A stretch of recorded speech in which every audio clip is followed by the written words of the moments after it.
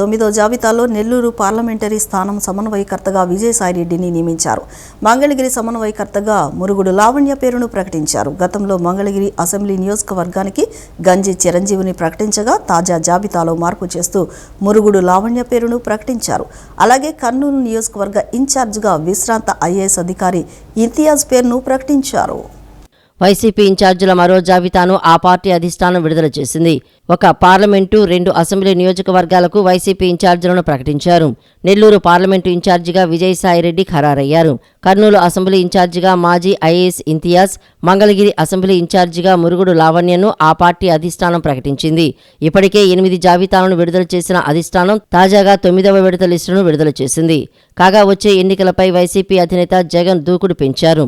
175 స్థానాల్లో గెలుపు లక్ష్యంగా వ్యూహాలు అమలు చేస్తున్నారు. ఇందులో భాగంగా వ్యతిరేకత ఉన్న నియోజకవర్గాలకు ఇన్ఛార్జీలను మార్చారు. ఈ మేరకు సిట్టింగ్ ఎమ్మెల్యేలను సైతం పక్కన పెట్టేశారు. ఇంకా పలు నియోజకవర్గాల ఇన్ఛార్జీలను పరిశీలిస్తున్నారు. వీరిని త్వరలోనే ప్రకటించనున్నారు. రాష్ట్రంలో ఎక్కడా కలుషిత నీరు, పారిశుద్ధ్యం లోపం వంటి కారణాలతో డయేరియా వంటి అంటు రోగాలు ప్రబలకుండా కట్టుదిట్టమైన చర్యలు తీసుకోవాలని ప్రభుత్వ ప్రధాన కార్యదర్శి డాక్టర్ కెఎస్ జవహర్ రెడ్డి అధికారులను ఆదేశించారు. రానున్న 3 మాసాలు అన్ని గ్రామ పంచాయతీలు, మున్సిపాలిటీల్లో తాగునీటి వసతులను పరిశుభ్రంగా ఉంచడంతో పాటు డ్రైన్లను ఎప్పటికప్పుడు శుభ్రం చేస్తూ తగిన జాగ్రత్తలు తీసుకోవాలని సూచించారు. ఇటీవల గుంటూరు నగరంలో ప్రబలిన డయేరియా, తదనంతరం తీసుకున్న చర్యలపై నిన్న వెలగపూడి రాష్ట్ర సచివాలయంలో ప్రభుత్వ ప్రధాన కార్యదర్శి డాక్టర్ కెఎస్ జవహర్ రెడ్డి అధికారులతో సమీక్షించారు. ఈ సందర్భంగా సీఎస్ మాట్లాడుతూ ప్రస్తుత వేసవిలో అంటువ్యాధులు ప్రబలకుండా తగిన చర్యలు తీసుకోవాలని వైద్య, ఆరోగ్య, మున్సిపల్ శాఖల అధికారులను ఆదేశించారు. రానున్న 3 మాసాలు అన్ని గ్రామాల పంచాయతీలు, మున్సిపాలిటీల్లో తాగునీటి వనరులను పరిశుభ్రంగా ఉంచడంతో పాటు డ్రైన్లను ఎప్పటికప్పుడు శుభ్రం చేస్తూ డయేరియా వంటి అంటువ్యాధులు ప్రబలకుండా తగిన చర్యలు తీసుకోవాలని ఆదేశించారు. ఇందుకు గాను గ్రామ, వార్డు సచివాలయాలను పూర్తిస్థాయిలో సన్నద్ధం చేసి అవసరమైన చర్యలు తీసుకోవాలని సీఎస్ జవహర్ రెడ్డి అధికారులను ఆదేశించారు. డ్రైన్ల మీదుగా వెళ్లే తాగునీటి పైపులను ఎప్పటికప్పుడు తనిఖీ చేసి లీకేజీలు లేకుండా తగిన చర్యలు తీసుకోవాలని సీఎస్ ఆదేశించారు. ఇంకా ఇందుకు సంబంధించిన పలు అంశాలపై అధికారులకు ఆదేశాలు జారీ చేశారు. City cable director Potluri Jayanth జన్మదిన వేడుకలు ఘనంగా జరిగాయి. మొగల్రాజపురంలోని మాస్టర్ ఛానల్ కమ్యూనిటీ నెట్వర్క్ కార్యాలయంలో నిర్వహించిన వేడుకల్లో జయంత్ పాల్గొని కేక్ కట్ చేశారు. సిటీ కేబుల్ యాజమాన్యం, సిబ్బంది ఆయనకు జన్మదిన శుభాకాంక్షలు తెలిపారు. సిటీ కేబుల్ సిబ్బందితో పాటు పలువురు హితులు, సన్నిహితులు పొట్లూరి జయంత్కు జన్మదిన శుభాకాంక్షలు తెలిపారు. సిటీ కేబుల్ ప్రేక్షకులకు వినోదంతో పాటు సమగ్ర వార్తలను మరింత చేరువ చేసేందుకు కృషి చేస్తానని ఆయన తెలిపారు.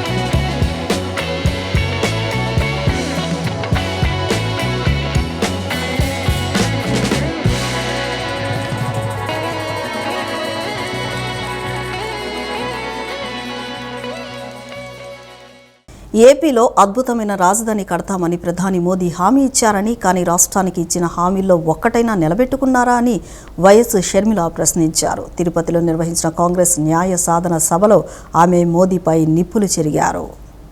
ఏపీ అసెంబ్లీ ఎన్నికలకు కాంగ్రెస్ పార్టీ ఎన్నికల ప్రచారాన్ని ముమ్మరం చేసింది. ఈ నేపథ్యంలో తిరుపతిలో కాంగ్రెస్ న్యాయ సాధన సభ నిర్వహిస్తున్నారు. ఈ కార్యక్రమంలో రాష్ట్ర కాంగ్రెస్ అధ్యక్షురాలు వైఎస్ షర్మిల మాట్లాడుతూ తిరుపతిలోనే ప్రధాని నరేంద్ర మోడీ రాష్ట్రానికి అనేక హామీలు ఇచ్చారని గుర్తు చేశారు. ఏపీలో అద్భుతమైన రాజధాని కడతామని మోడీ హామీ ఇచ్చారని, రాష్ట్రాన్ని హార్డ్వేర్ హబ్ చేస్తామని ఇలా అనేక హామీలు ఇచ్చారని అన్నారు. ప్రత్యేక హోదా ఇస్తామని, పోలవరం కట్టిస్తామని తెలిపారు. కానీ ఇచ్చిన హామీల్లో ఒక్కటైనా నిలబెట్టుకున్నారా అని ప్రశ్నించారు. విభజన చట్టంలోని ప్రతి అంశం ప్రత్యేక హోదా అనేది రాష్ట్ర ప్రజల హక్కు అని వైఎస్ షర్మిల పేర్కొన్నారు.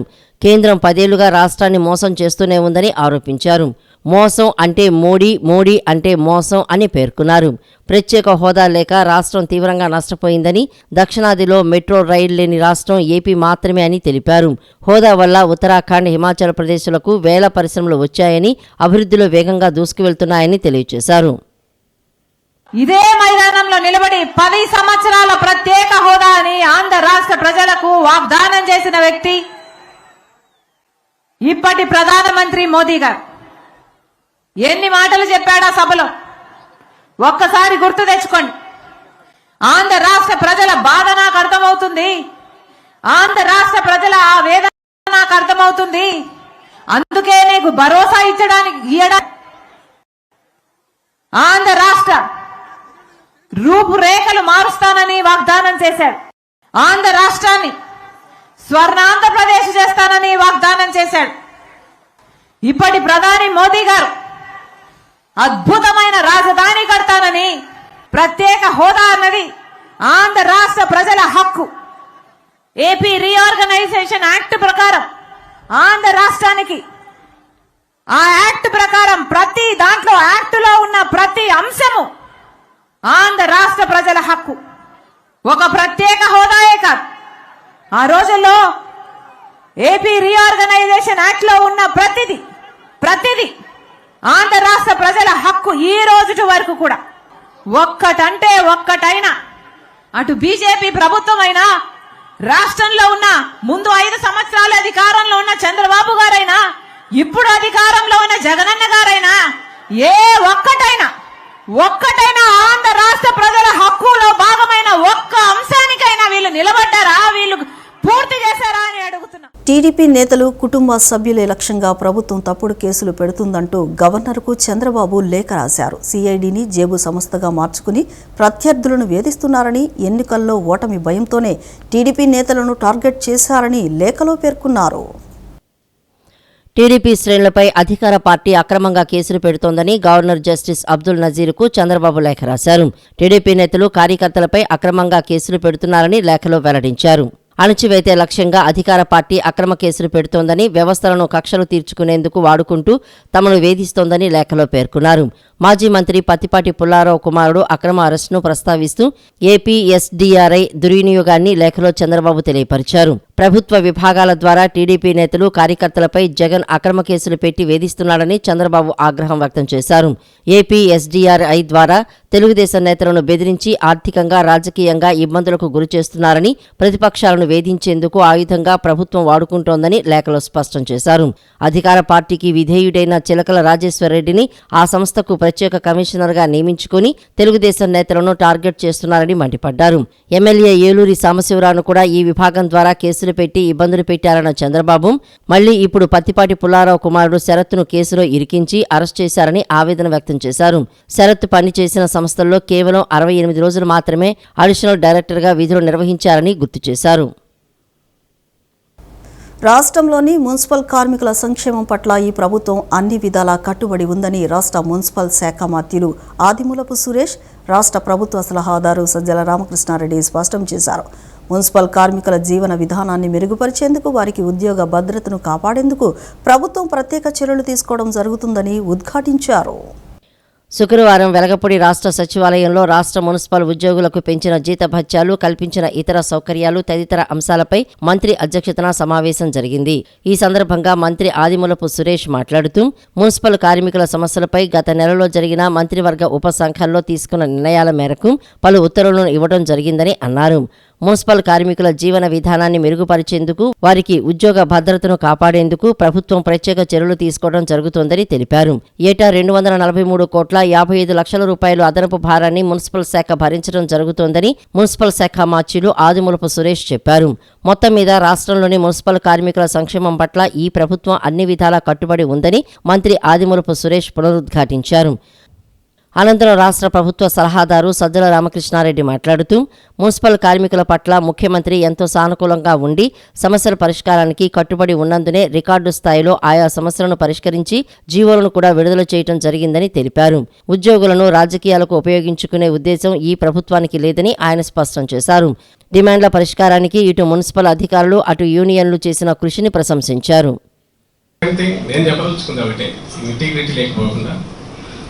జగన్మోహన్ రెడ్డి గారు ప్రభుత్వం ఫామ్ చేసిన దగ్గర నుంచి మీరు అబ్జర్వ్ చేసిన ప్రభుత్వ ఉద్యోగులందరూ చూస్తున్నా, గమనిస్తున్నది ఒక కొట్టొచ్చినట్టు కనిపించే అంశం ఏమంటే మా పార్టీ కానీ మేమున్న ప్రభుత్వం కానీ ఉద్యోగులను రాజకీయాలకు వాడుకోవడం అనేది మేము చేయదలుచుకోవాలి. ఆ రోజు నుంచి ఆయన స్పష్టంగా ఉన్నారు. అందుకే మీరు గమనిస్తే ఉద్యోగుల మధ్య ఏదైనా క్రియేట్ చేయడం కానీ, వాళ్ళైనా ఏదో ఒక రకంగా గ్రూపులు కట్టించడం కానీ అది ఎప్పుడు చేయట్లేదు.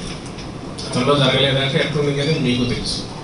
సెకండ్ ఆస్పెక్ట్ నేను ఇంతకుముందు అన్నది, ఉద్యోగులు అంటే అది లేకుండా ప్రభుత్వం లేదు, కలిపితేనే టోటల్ ప్రభుత్వం వస్తుంది, ప్రభుత్వం అవుతుంది.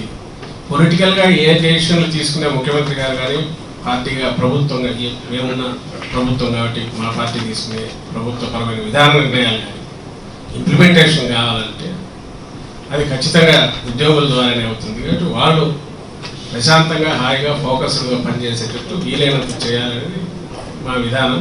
అదే ఫస్ట్ నుంచి మేము గమనించుకుంటాం. అందులోనూ మీ డిపార్ట్మెంట్కి సంబంధించి అయితే ముఖ్యమంత్రి గారి ప్రత్యేక స్థానం ఉంది.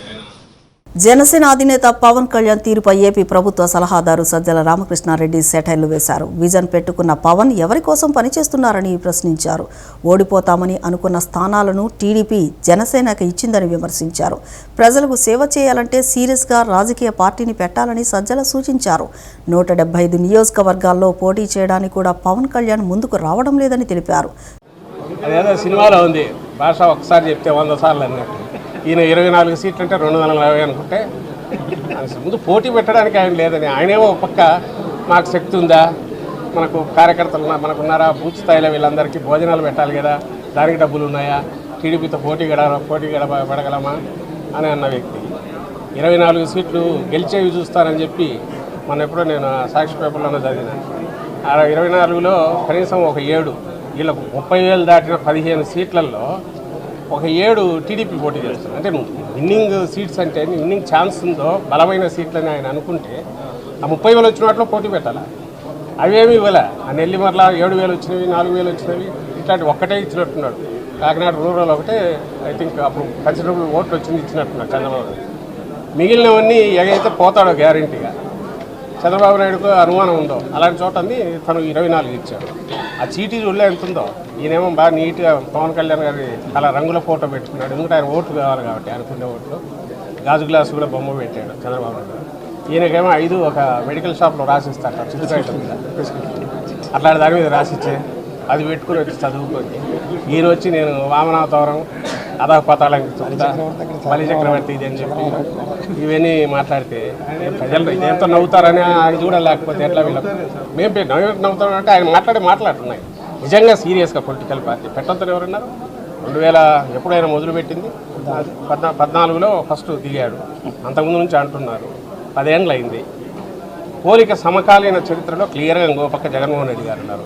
ఆయన 2012లో తను పెట్టారు పార్టీ, 12లో పార్టీ పెట్టారు, 14లో 175 స్థానాలకు, 14కు ముందే స్థానిక సంస్థల్లో మొత్తంగా పోటీకి దిగారు. ఎవరైనా రాజకీయ పార్టీ డెమోక్రసీలో పెట్టాలంటే, నీకు నిజంగా ప్రజలకు ఏదైనా సేవ చేయాలంటే ముందు 175 నియోజకవర్గాలకు ఇన్ఛార్జీలను పెట్టడం, కమిటీలు పెట్టడం, ఏదో సీరియస్నెస్ ఉంటుందిగా. ఎక్కడుంది ఆయన సీరియస్నెస్? వైఎస్ వివేక హత్య కేసుకు సంబంధించి ఆయన కుమార్తె వైఎస్ సునీతారెడ్డి సంధించిన ప్రశ్నలకు ముఖ్యమంత్రి జగన్ సమాధానం చెప్పాలని తెలుగుదేశం సీనియర్ నేత వర్ల రామయ్య డిమాండ్ చేశారు. సమాధానం చెప్పకుండా తప్పించుకుంటే ఎలా అని ప్రశ్నించారు. చెల్లెలే అనుమానిస్తుంటే ముఖ్యమంత్రి స్థానంలో ఇంకా కొనసాగే నైతికత జగన్కు ఉందా అని వర్ల రామయ్య నిలదీశారు. వివేక హత్య కేసులో వైఎస్ సునీత ప్రశ్నలకు జగన్ సమాధానం చెప్పాలని టీడీపీ పొలిట్ బ్యూరో సభ్యులు వర్ల రామయ్య డిమాండ్ చేశారు. డాక్టర్ సునీత అడిగిన ప్రశ్నలకు వైఎస్ జగన్మోహన్ రెడ్డి సమాధానం చెప్పకుండా తప్పుకునే అవకాశం లేదని తెలిపారు. ఇక చెల్లి ప్రశ్నించింది, అన్న సమాధానం చెబుతాడని ప్రతిపక్షమైన తాము మౌనంగా ఉన్నామని పేర్కొన్నారు. అయితే మధ్యలో కేతిగాడు ఒకడు ఎంటర్ అయ్యాడని సజ్జల రామకృష్ణారెడ్డిని ఎద్దేవా చేశారు. రానున్న ఎన్నికల్లో మా అన్నకు ఓటు వేయొద్దు, ఘోరంగా ఓడించండి అని సొంత చెల్లెలు అన్నారని, ఆమె మాటలకు సమాధానం చెప్పండని జగన్ను డిమాండ్ చేశారు. నేను ఏం చేశాను, ఎందుకు అలా అంటున్నావమ్మా అని అడిగే ధైర్యం మీకు ఉందా జగన్ అని ప్రశ్నించారు. ఆమె ఈ రోజున ఢిల్లీలో ప్రెస్ మీట్ పెట్టినారు. కొన్ని ప్రశ్నల పరంపర సంధించినారు గౌరవ ముఖ్యమంత్రి గారికి.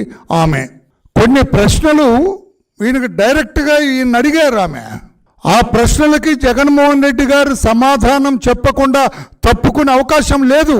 ప్రశ్నలకు సమాధానం చెప్పకుండా తప్పుకుంటే ఆయన తప్పుడోడు అవుతాడు అంతే. ఆ రకంగా ఆమె సంధించారు. మేము ప్రతిపక్షంగా దీని మీద చెల్లెలు అడిగింది, అన్న సమాధానం చెబుతాడు. నేను అడుగుతున్నా ఈ రోజున గౌరవ ముఖ్యమంత్రి గారు, you cannot escape without answering the questions of your sister doctor Sunitha. నాన్నగారు చనిపోయిన తర్వాత గొడ్డలి వేటుతో చనిపోయారని ఎవరికి తెలియకముందే మీకు ఎలా తెలిసిందని అన్నారు. సమాధానం చెప్పండి మీరు. మేము అడిగాము, వర్లరామయ్య ఎన్నోసార్లు అడిగాడు, మీరు సమాధానం చెప్పలా. Your own sister from Delhi, she's questioning you. సమాధానం చెప్పండి, ఎలా తెలిసింది అంటే ఈ వార్త గొడ్డలతో నరికినట్టు బహిరంగంగా ఈ సమాచారం మీకు రాకముందే మీకు తెలుసు. అదే కదా దాని అర్థం. ఆమె అడిగింది ఇంకొక ప్రశ్న, అన్నా జగన్ అన్నా గవర్నర్ దగ్గరికి వెళ్ళి అడిగావు కదా సిబిఐ ఎంక్వైరీ కావాలని. చంద్రబాబు గారి మీద నారాసుర రక్త చరిత్ర అని అప్పుడు పేపర్లో రాస్తే మీరెళ్ళి గవర్నర్ నరసింహన్ గారిని అడిగావు కదా సిబిఐ ఎంక్వైరీకి ఆర్డర్ చేయండి అని చెప్పి. అదే మీరు ప్రతిపక్ష నాయకుడిగా ఉండగా హైకోర్టులో మీరు పిటిషన్ వేశారు కదా సిబిఐ ఎంక్వైరీకి ఆర్డర్ చేయండి అని హైకోర్టులో. తర్వాత ఆంధ్ర రాష్ట్ర ప్రజల దురదృష్టమో అదృష్టమో మీరు ముఖ్యమంత్రి అయ్యారు. ముఖ్యమంత్రి అయిన తర్వాత హైకోర్టు నుంచి ఆ పిటిషన్ ఎందుకు తీసుకున్నారు అని అడిగింది మీ చెల్లి. ఎందుకు తీసుకున్నారు మీరు అని అడిగింది. సమాధానం చెప్పగలరా? రాష్ట్రంలో విద్యారంగం పరిస్థితి రోజురోజుకు హీన స్థితికి పోతుందని టీడీపీ నాయకులు కొల్లు రవీంద్ర విమర్శించారు. చంద్రబాబు హయాంలో దేశంలో ప్రథమ స్థానంలో ఉన్న రాష్ట్ర విద్యారంగాన్ని జగన్ పాలనలో అధమ స్థానానికి దిగజార్చారని మాజీ మంత్రి మండిపడ్డారు. రాష్ట్రంలో 50,000 ఉపాధ్యాయ ఖాళీలు భర్తీ చేయాల్సి ఉందన్న కేంద్ర మంత్రి వ్యాఖ్యలపై జగన్ ఏం సమాధానం చెబుతారని ప్రశ్నించారు. విద్యారంగంపై మాజీ మంత్రి కొల్లు రవీంద్ర విలేకరుల సమావేశం నిర్వహించారు. సమావేశంలో ఆయన మాట్లాడుతూ విమర్శనాస్త్రాలు సంధించారు. విద్యార్థులకు మేలు చేసే నెపంతో జగన్ రెడ్డి విద్యారంగాన్ని కూడా తన దోపిడీకి కేంద్ర బిందువుగా మార్చుకున్నాడని వ్యాఖ్యానించారు. చంద్రబాబు హయాంలో 16 లక్షల మంది విద్యార్థులకు ఫీజు రియంబర్స్మెంట్ సాయం అందిస్తే జగన్ రెడ్డి ఆ సంఖ్యను 9 లక్షలకే పరిమితం చేసి 7 లక్షల మంది దళిత, బీసీ, మైనార్టీ విద్యార్థుల్ని ఉన్నత విద్యకు దూరం చేశాడని ఆరోపించారు. ట్యాబుల పేరుతో 1,200 కోట్లు, విద్యా కానుక పేరుతో 400 కోట్లు, నాడు నేడు పథకం ముసుగులో 3,000 కోట్లు వెరసి విద్యార్థులకు దక్కాల్సిన దాదాపు 5,000 కోట్లను ముఖ్యమంత్రి దోచేశాడని కొల్లు రవీంద్ర వివరించారు.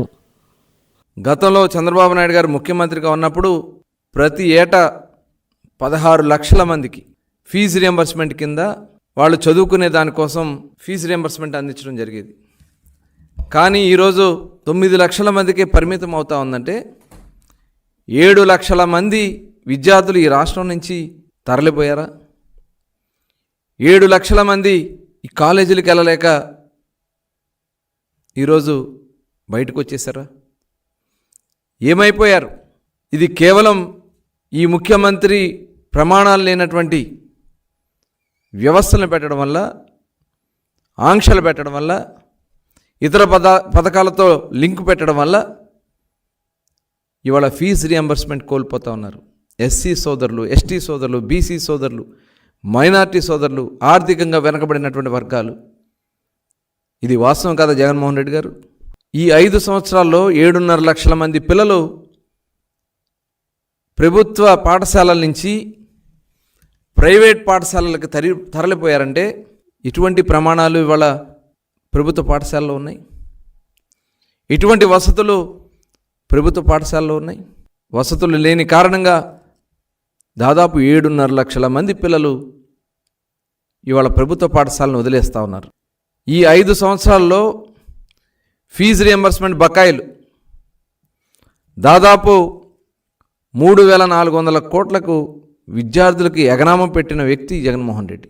ఏదో ఒక వంకతో గతంలో టీడీపీ ప్రభుత్వంలో ఆనాడు చంద్రబాబు నాయుడు గారు దూరదృష్టితో ఆలోచించి విదేశీ విద్య ప్రవేశపెట్టి అనేక మందిని సామాన్యమైనటువంటి ఎస్సీ, ఎస్టీ, బీసీ, మైనార్టీ సోదరుల్ని, కాపు సోదరులను కూడా విదేశాలకు పంపిస్తే దాదాపు 4,923 మంది విదేశాలకు పంపించింది తెలుగుదేశం ప్రభుత్వం. కానీ ఈ ప్రభుత్వంలో విదేశీ విద్య ఎత్తేయాలని చూసి చివరికి 116 మందిని మాత్రమే ఈ ప్రభుత్వం పంపించిందంటే ఒక్కసారి ప్రతి ఒక్కరు కూడా గమనించాల్సినటువంటి. గత టీడీపీ నాయకులు సెంట్రల్ నియోజకవర్గ అభివృద్ధిని విస్మరించారని 23వ division YCP incharge Atmakuri Subbarao దుయ్యబట్టారు.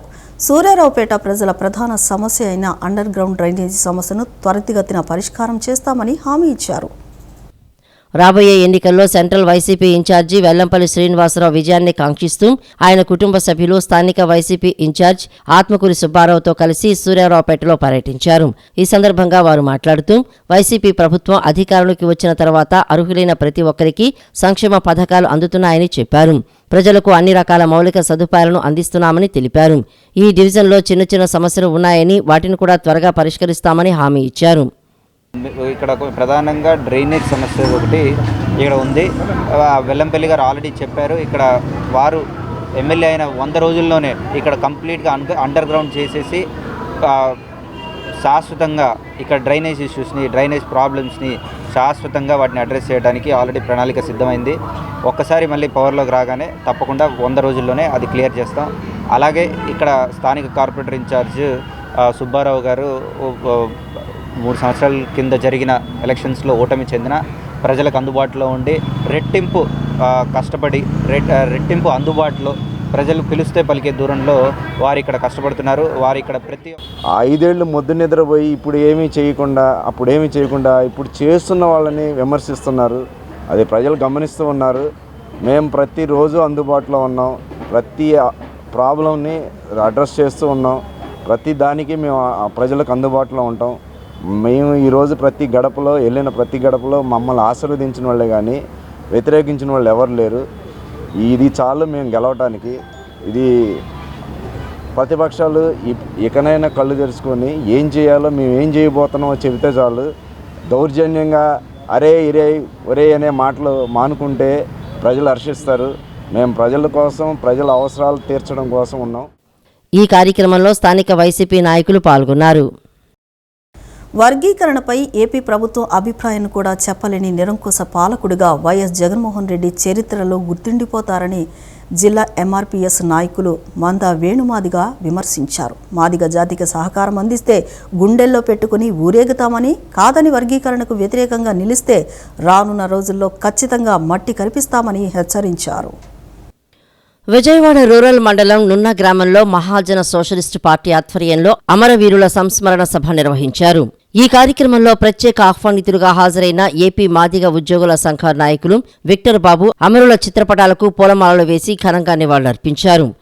అనంతరం జిల్లా ఎంఎస్పీ నాయకులు మంద వేణు మాదిగ మాట్లాడుతూ ఎంఆర్పీఎస్ వ్యవస్థాపక అధ్యక్షులు మందకృష్ణ మాదిగ పోరాట స్ఫూర్తితో మాదిగల చిరకాల వాంఛ ఎస్సీ వర్గీకరణ చివరి దశకు చేరుకుందని అన్నారు. ఎస్సీ వర్గీకరణ అంశంపై సుప్రీంకోర్టులో జరుగుతున్న వాదనలకు కనీసం న్యాయవాదిని కూడా నియమించలేని దౌర్భాగ్య స్థితిలో రాష్ట్ర ప్రభుత్వం ఉండటం సిగ్గుచేటన్నారు. ఆనాటి ఉమ్మడి ఆంధ్రప్రదేశ్ ముఖ్యమంత్రిగా ఉన్న రాజశేఖర రెడ్డి ఎస్సీ వర్గీకరణకు సహకరించారని, వారి తనయుడు ప్రస్తుత ముఖ్యమంత్రి జగన్ రెడ్డి కూడా వర్గీకరణకు అనుకూలంగా లేఖ రాశారని గుర్తు చేశారు. ప్రస్తుతం వర్గీకరణపై ఏపీ ప్రభుత్వం అభిప్రాయాన్ని కూడా చెప్పలేని నిరంకుశ పాలకుడిగా వైఎస్ జగన్మోహన్ రెడ్డి చరిత్రలో నిలిచిపోతారని ధ్వజమెత్తారు. అనంతరం విక్టర్బాబు మాట్లాడుతూ, మాదిగ అమరవీరుల త్యాగాలు వృధా కానివ్వబోమని, మందకృష్ణ మాదిగ అన్న నేతృత్వంలో ప్రధాని మోడీ ఆధ్వర్యంలో రానున్న రోజుల్లో మాదిగ చిరకాల స్వప్నం ఎస్సీ వర్గీకరణ నెరవేరనున్నట్లు ఆకాంక్షించారు. మార్చి 1వ తేదీన మాదిగల అమరుల దినోత్సవం జరుపుకోవడం జరుగుతుంది. ఈరోజు అమరుల దినోత్సవం సందర్భంగా ఈ కార్యక్రమాన్ని ఏర్పాటు చేశాము. మరి మాదిగల అమర దినోత్సవం అంటే 30 సంవత్సరాల ఉద్యమంలో ఎంతోమంది యువకులు ప్రాణాలు కోల్పోయారు. మరి ఈరోజు ఉద్యమం చివరి దశకు వచ్చింది. ఈ చివరి దశలో ప్రతి మాదిగ బిడ్డ కూడా ఉద్యమంలో పాల్గొనాలని కోరుతున్నాము. అలాగే ఎంతోమంది త్యాగాలు ఈరోజు రేపు కోర్టు తీర్పు ద్వారా మనకి కొన్ని మంచి ఫలితాలు వస్తాయని ఆశిస్తాము.